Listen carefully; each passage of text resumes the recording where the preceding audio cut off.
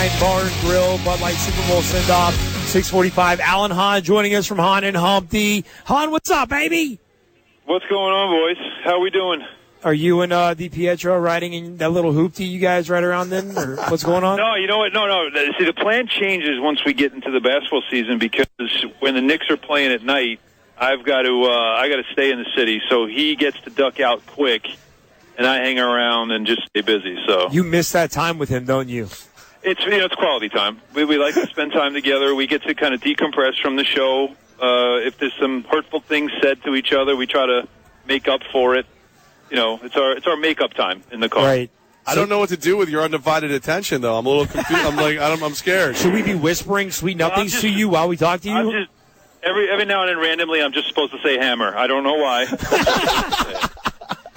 Alan Hahn of Hahn and Humpty. You hear him weekdays 1 to 3 on 104.5 The Team, ESPN Radio. Hahn, how much do you make of the Knicks win last night in the opener? Should we get excited?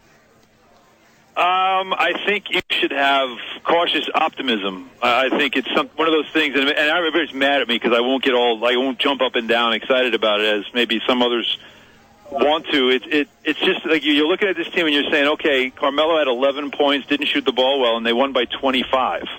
They scored 122 points, and he had 11. Like, when would you ever say that? So that's all the promising stuff. And it wasn't as if they were just killing three-pointers. You know, they didn't take a lot of threes, so they were scoring. They were running the ball well, and a lot of effort basketball, a lot of points in the paint. That's all positive. Now, I need to see, like everybody says about seasons, right? You want to see 10 games, and then you can make an assessment. Well, tonight's an interesting game because it's a home game. It's at the Garden, and you've got the Atlanta Hawks, who were, the top seed in the East last year. So, you know what? I think it's one of those games you watch tonight, and if they give you the same type of performance, then you can say, okay, so the opener wasn't the rarity. That might be the norm for this team, and that'll be fun. So we can't go Barkley at this point and guarantee playoffs? That's the problem I have, is that you go Barkley, right? That's what Barkley comes out. He kills the Knicks for, 10 years, killing them on everything. The year that he's now saying that they're going to be good, that's when I get nervous. Like when someone like him starts saying they're good, now I'm thinking, all right, this is now going to mean like everything's going to go bad. I can't trust it. Yeah, well, you can't trust him either. He's a nut. He's crazy. It's say about me when I reaper things all the time.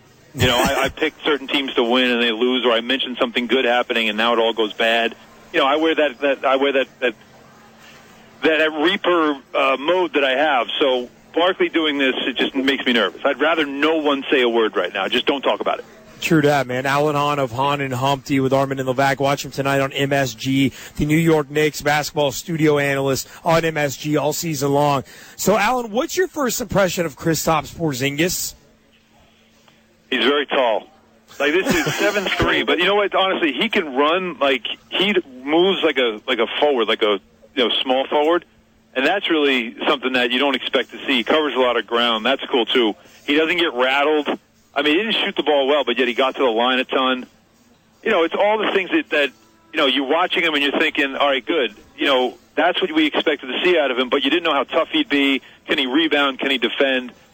And, I mean, I like it. I like his game. He's still got to grow. And I don't mean grow at all because 7'3", that's enough. He's grown enough. But he's got to grow as a player. And on a team like this, I think he's going to have the opportunity to do it. So this guy's fun to watch just because he's so big and the things he can do, looking more like a guard instead of a big man. I was most impressed by the Knicks bench really outplaying the Bucks bench, and I'm wondering if it last year maybe turns into a blessing when you got guys like Langston Galloway who were starters last year who got all that experience and now they're bench players. Yeah, it's true. Galloway, there's not much you can take positives from a 17-win season, but one of them could be that he learned, he got to learn without any pressure, to play at an NBA level. A guy was undrafted, and now he's a really good player. But when you talk about bench players, a redemption story in Derek Williams, number 2 pick a couple of years ago, and a lot of people said he was a bust. The only problem I have with him, to be honest with you, is that tarantula he's got on his head. I mean, we need a ruling. Can I get a ruling on that hairstyle, by the way, guys? Give me a ruling on that. Yeah, I think if you're a real friend, you wait till he falls asleep and you take that off. You know what? When you have a hairstyle like that, it's just like Odell Beckham Jr. When you have a hairstyle like that, you need better friends. I mean, you need better friends if you're allowed to walk around with your hair like that. Or get more mirrors in your house so you can constantly be reminded that you really do look like that. Right, like just maybe that's what you need, a mirror that says "Don't look like this," and then look in it. Yeah, I like that. Alan Hahn from Hahn and Humpty. You can see him tonight, MSG covering the Knicks, and you can hear Hahn and Humpty 1 to 3 weekdays right here on 104.5 The Team. Your home for New York sports. Alan, are the Mets done? Not even close. I honestly don't think that. I think that this series is far from over because I just think that game one we saw that they were in. I just think that game was so close. If I told you that I'd give you a one-run lead in the ninth with Familia with the ball in his hand, you would take that in a heartbeat. They weren't able to win the game. That's a major problem. So they lose that game. Game two, the game gets out of hand quickly, and so you lose, and it looks terrible. But you got 3 games at home, and you still have better pitching than they do. And you're taking away one of their hitters. So now the game changes. The rules are more your type of rules. The building's built for you, and you have the home crowd. So I just think for the Mets, this is not over, but they can't act like they've got to try to win 2 games in one. They've got to just win 1 game. And I know it sounds cliche, but that's all they got to do. They won't make Syndergaard look like they made Harvey and DeGrom look? I don't think they made – well, DeGrom looked good the first time around the order, and I don't think Harvey was terrible. They didn't have their best stuff, and they could be hitting a wall. I mean, neither of these guys have pitched this long. But I don't think they made those guys look bad. I think, what's looked bad is David Wright looks terrible. Like you're one of your leaders and he looks awful. Cespedes apparently hits a golf ball now better than he hits a baseball. That's good for him, but that ain't good for the rest of us. Alan on with Armen and Levack. Dude, what's the MSG studio like, man? You have fun doing those Knicks games? Oh yeah, we have a great time because it's a little similar to when I do my show with DiPietro because Wally Zerbiak, who was played in the NBA for several years and was an all-star, he likes to act up as well. So we try to keep him under control, which isn't easy. And he likes to challenge me as well. We have a great time.